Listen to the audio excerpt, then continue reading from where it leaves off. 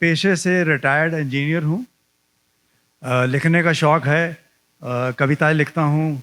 अपनी कुछ आप बीती कुछ जग बीती को बड़े ही सरल शब्दों में मैं कविता में पिरो देता हूँ। तो आज मैं आपको 2 कविताएं सुनाऊंगा, लेकिन उन कविताओं से पहले कुछ पंक्तियां मैं आपसे कहना चाहता हूँ।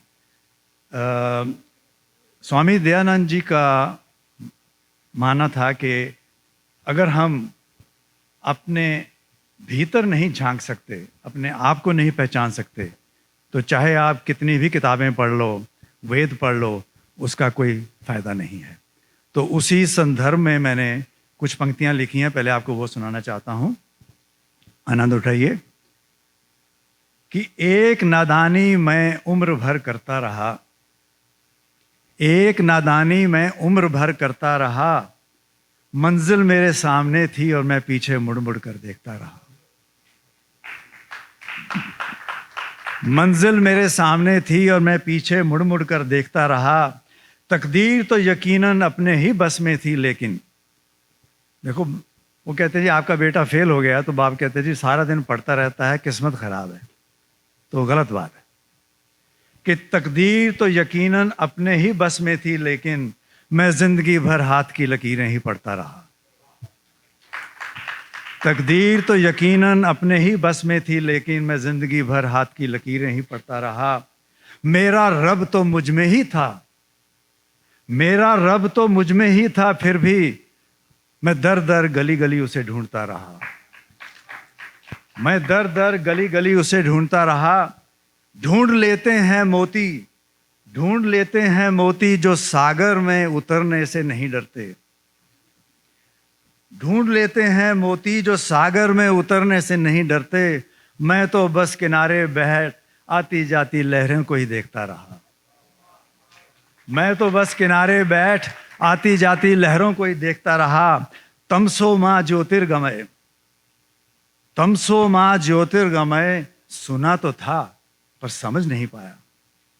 सुना तो था पर समझ नहीं पाया। अंधेरा मन में था और मैं घर में दिए जलाता रहा। अंधेरा मन में था और मैं घर में दिए जलाता रहा। धन्यवाद। तो लीजिए अब कविताओं की ओर चलते हैं।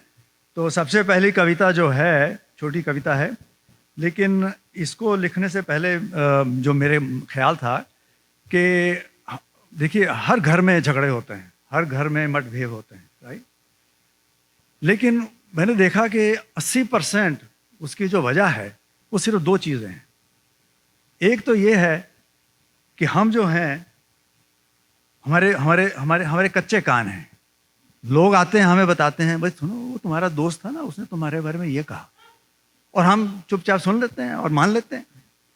और दूसरा जो उसकी वजह है वो ये है हमारा अहम, हमारी ईगो, कि भाई हम ये नहीं कोशिश करते कि भाई उससे जाके पूछें तुमने वाकई ऐसा बोला था, और अगर ऐसा बोला था तो क्यों बोला था, तुम तो मेरे मित्र हो। लेकिन हम ये नहीं कहते, उसने कहा था, उसने मेरा बुरा कहा, उसको, वो मेरे पास है, मैं उसके पास क्यों जाऊं।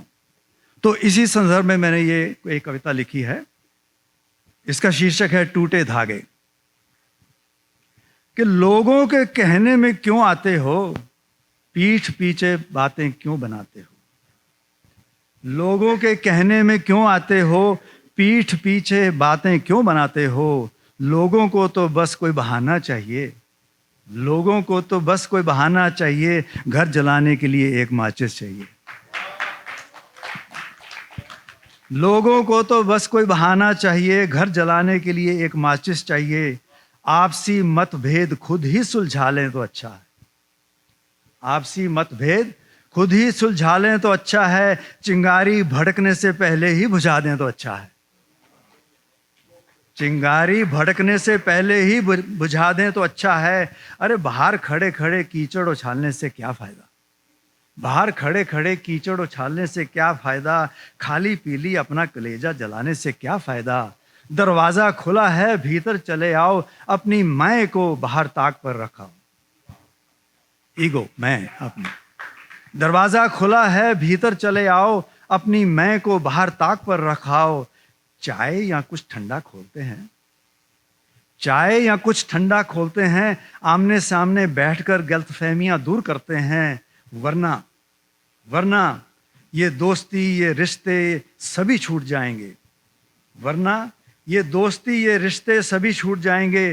प्यार और विश्वास के टूटे धागे फिर कभी ना जुड़ पाएंगे। प्यार और विश्वास के टूटे धागे फिर कभी ना जुड़ पाएंगे। तो अब जो मेरा मेन आइटम है वो कविता मैं आपको सुनाता हूँ। मुझे 5 मिनट का टाइम दिया था, कोशिश करता हूँ उसी के अंदर ख़त्म हो। तो स्वामी दयानंद जी ने जब आर्य समाज की स्थापना की तो मैं समझता हूँ कि उनका एक सपना था कि ये समाज कैसा होना चाहिए, इसके साथ जो लोग जुड़े हैं वो कैसे होने चाहिए। तो मैंने उनके इस सपने को अपनी कल्पना के ज़रिए एक कविता का रूप दिया है। कविता में मैंने समाज की तुलना एक घर से की है। घर अच्छा है, घर में रहने वाले अच्छे हैं तो समाज अपने आप अच्छा हो जाएगा। तो आइए अपनी कल्पना के घोड़े मेरे साथ दौड़ाइए और एक एक पंक्ति को गौर से फरमाइए, और अगर अच्छी लगे तो ताली बजाने से मत घबराइए, क्योंकि आपकी सहमति जो है वो ऊपर स्वामी जी तक पहुंचनी चाहिए। तो इस कविता का शीर्षक है अभिलाषा। गौर फरमाइए।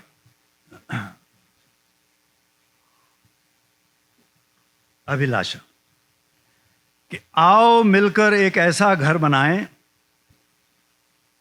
आओ मिलकर एक ऐसा घर बनाएं जो विश्वास की नींव पर खड़ा हो, जो विश्वास की नींव पर खड़ा हो, जिसकी दीवारों पर सच्चाई का रंग चढ़ा हो, जिसकी दीवारों पर सच्चाई का रंग चढ़ा हो, जिसकी खिड़कियों में डर की सलाखें न लगी हों, जिसकी खिड़कियों में डर की सलाखें न लगी हों, जिसके दरवाजों में संदेह की सांकलें न लगी हों, जिसके दरवाजों में संदेह की सांकलें न लगी हों, जिसकी छत से छल कपट के जाले न झूलते हों, जिसकी छत से छल कपट के जाले न झूलते हों, जिसकी खिड़कियों पर अंधविश्वास के पर्दे न लटकते हों।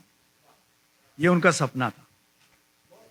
जिसकी छत से छल कपट के जाले न झूलते हों, जिसकी खिड़कियों पर अंधविश्वास के पर्दे न लटकते हों, जहां हवा में नफरत की दुर्गंध ना आए, जहां हवा में नफरत की दुर्गंध ना आए, जहां प्यार की सुगंध कोने कोने में भर जाए, जहां बनावटी रिश्तों में दम न घुटे, जहां बनावटी रिश्तों में दम न घुटे, जहां इंसानियत की डोर कभी न टूटे, जहां बेबुनियाद रीति रिवाजों का वास ना हो, जहां बेबुनियाद रीति रिवाजों का वास ना हो, जहां कभी किसी को हीनता का एहसास ना हो, जहां बेबुनियाद रीति रिवाजों का वास ना हो, जहां कभी किसी को हीनता का एहसास ना हो, जहां ईर्ष्या की दीमक से चौखटें खोखली ना हो जाएं। गौर फरमाइए।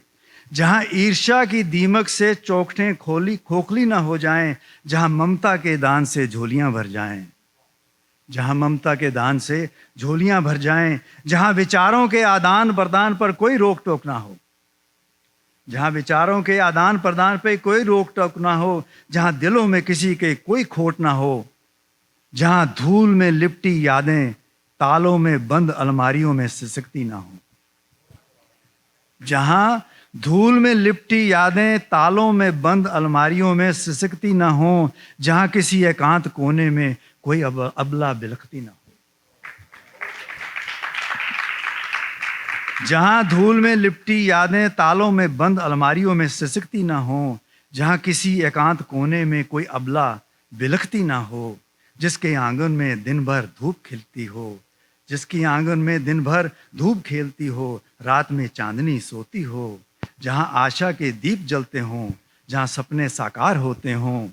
और आगे की कुछ लाइनें आपके तवज्जो चाहूँगा कि आओ मिलकर एक ऐसा घर बनाएं, आओ मिलकर एक ऐसा घर बनाएं जो लाखों में एक हो, जहां ना कोई भेदभाव ना ही कोई द्वेष हो, इदन मम से जिसका गृह प्रवेश हो। आओ मिलकर एक ऐसा घर बनाएं जो लाखों में एक हो, जहां ना कोई भेदभाव हो, ना ही कोई द्वेष हो। इदन मम से जिसका गृह प्रवेश हो, जिसके शिखर पर ओम की ध्वजा लहराती रहे, जिसके कोने कोने में हमेशा ओम की ध्वनि गूंजती रहे। ओम की ध्वनि गूंजती